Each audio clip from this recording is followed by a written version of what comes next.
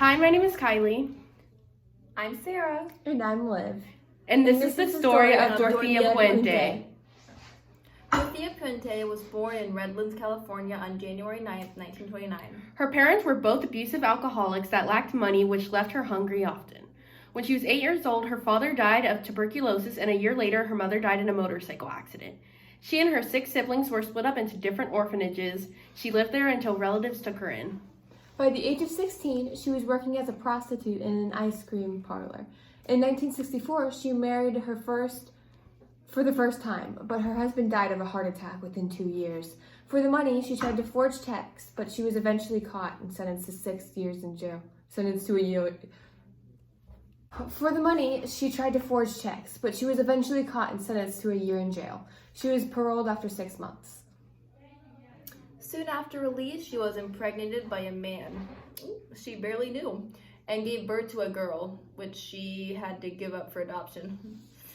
In 1952, she married a man named Axel Johnson, which turned into a violent 14-year marriage.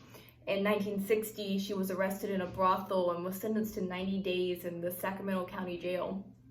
After her release, she was arrested again, this time for vagrancy, and sentenced to another 90 days in jail. Following that, she started to get involved in miscellaneous and legal acts that over time became more and more serious. This actively slowed down a great deal when she found work as a nurse in caring for disabled and elderly people in private homes. In short time, she started to manage boarding houses.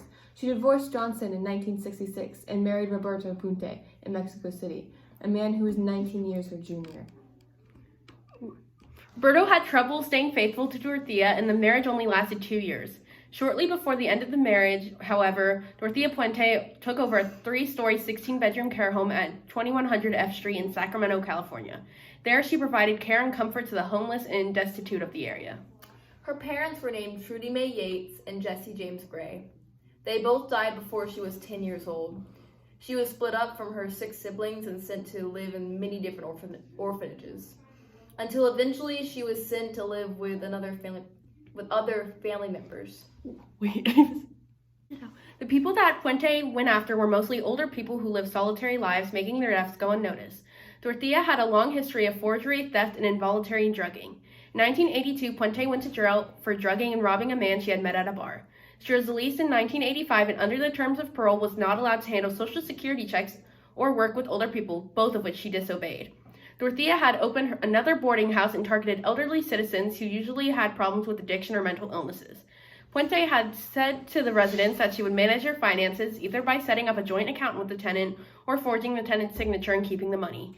Between her release in 1985 to 1988, 7 of the tenants had died. As the Social Security checks kept coming in, Puente would sign and cash the checks, making it seem as if the tenants were still living.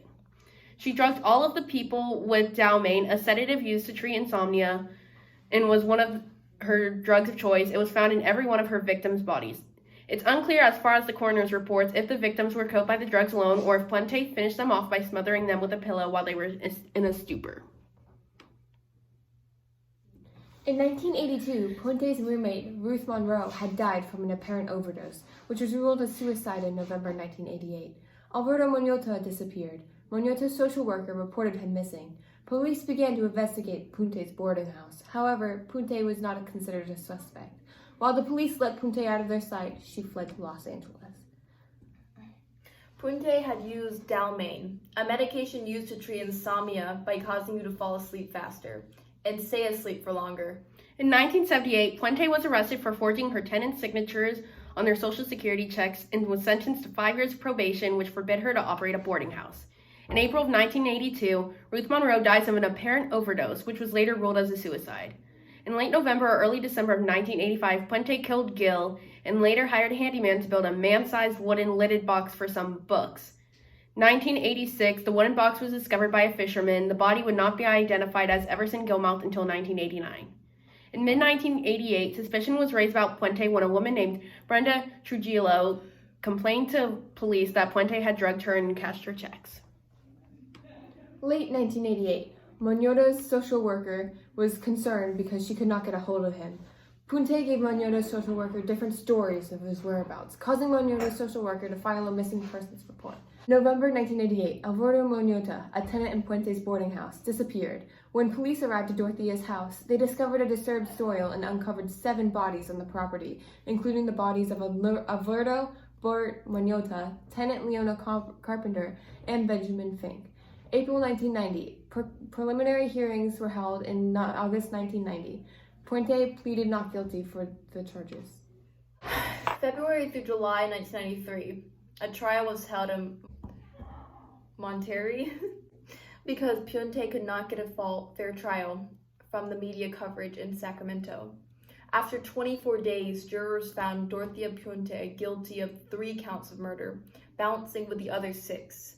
Puente was sentenced to life in prison without parole. March 2011, Dorothea Puente died at the Central California Women's Facility at the age of 82 of colon cancer. The escalation of Dorothea Puente was in 1982 after she drugged and killed her business partner, Ruth Monroe, although Ruth's death was ruled as a suicide.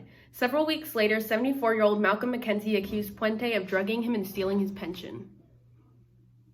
The similarities through Puente's murders is how Puente had drugged all of her victims using Dalmine, but it is unclear if she used anything while the victims were in stupor. All of the victims were shadow people, having a family that wouldn't notice of their disappearances. The differences between Puente's murders are that Puente had Ismael Flores build a box to store books and other items which was used to store Gilmouth's body. The box storing Gilmouth's body was dumped into a riverbank. In the other murders, she had drugged the victims and may have let the victims die in a closed room. 7 of Dorothea Puente's murders are Ruth Monroe, Everson Gilmouth, Alvaro Bert Montoya, Dorothy Miller, Benjamin Fink, Betty Palmer, James Gallup, and Vera Faye Martin. Albert Montoya's social worker was one of the first to be noticed as missing. Leona Carpenter's body was the first to be discovered. She used Dalmine to put her victims to sleep and stole their money. They were all older and homeless, so their deaths would be less noticeable. There were no survivors. The prosecutor involved with the investigation of Dorothea Puente was John O'Mara. The 5-month-long trials included 153 witnesses, 3,100 pieces of evidence, and a scale model of the Victorian boarding house, which rested on a table at the front of the courtroom. Evidence was also found of the forgery of I'm not going to say that. I don't know what's Difficulties with the case include Dorothea Puente claiming to be innocent and acting like an innocent old lady throughout the trial. The trial lasted 5 months. After a year of weighing the testimony, the jury found Puente guilty of murdering Dorothy Miller, Benjamin Fink, and Leona Carpenter. However, the jury couldn't reach a verdict on the 6 murder trials. Preliminary hearings began in 1990, and the trial and sentencing took place in 1993. Puente was accused of murdering 9 people between 1982 and 1988 and cashing their government support checks. Dorothea Puente was sentenced to life in prison without parole in 1993, but she later died in 2011. Recently, a couple has moved into Puente's former boarding house, and that house will be featured on a new series titled Murder House Flip. Recently, New York playwright Mark Lowenstein has written a drama titled Dorothea Puente Tells All. An evening with the magnanimous, distinguished, and noble lady of Sacramento will open in January 2020. So, Sarah, Kylie, do you think... Where do I start that? Sorry. It's okay. So, Sarah, Kylie, do you believe that Dorothea Puente was a psychopath or a sociopath? I believe that Dorothea Puente was a psychopath, because she formed no emotional attachment to her children at all. Plus, she didn't have any emotional attachment to her husbands. Most of her marriages were failed marriages. Well, I believe that Dorothea Puente was a psychopath because she was married to 4 different men and had multiple children, whom she all gave up for adoption. Dorothea also acted like a cool and calm old lady, but we all know that she was not. Her personality shows that she tried to fit into society. Up until the end, she acted like a sweet old lady, really murdering 9 people without resentment. Well, I guess it's settled then. We believe that Dorothea Puente was a psychopath. This concludes our video about Dorothea Puente. We'll see you later. Bye! Bye!